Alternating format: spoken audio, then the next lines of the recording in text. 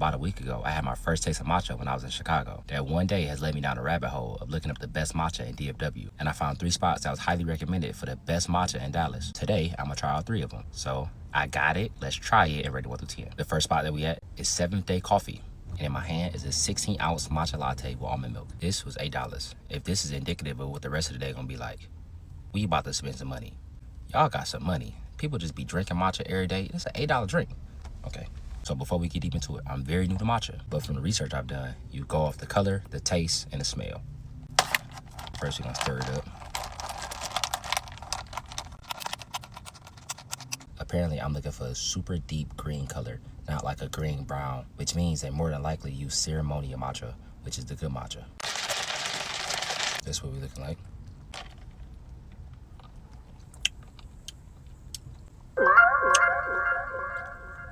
It's very earthy. It's a lot of flavor.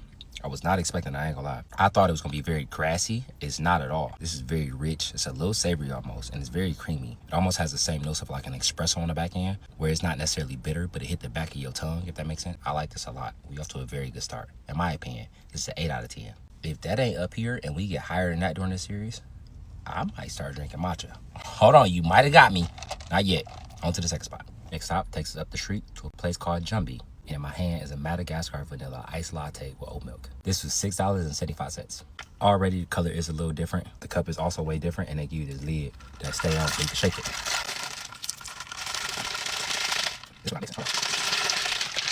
This is it all mixed up. Big old straw.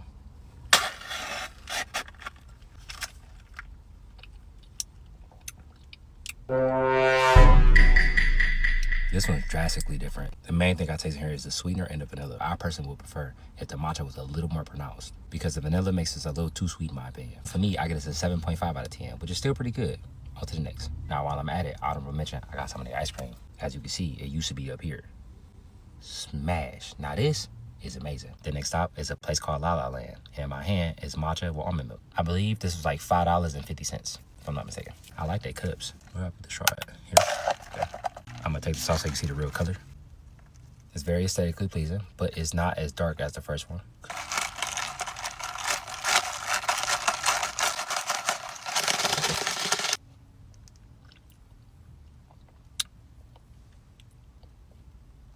Not my favorite. Well, I taste a lot of the almond milk, and almond milk can be a little watery at times in my opinion. I taste that way more than I taste matcha. The matcha I do taste is a little bitter and a little grassy, and I'm not a huge fan. In my opinion, this is a 2 out of 10. It ain't for me. That was simple. On to the next. I tried to go to one last spot. The name of it is Cuppa.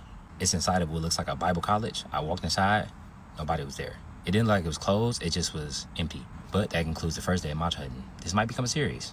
I don't know. But as always, I appreciate y'all. God bless you. Have an amazing day. I'll be safe.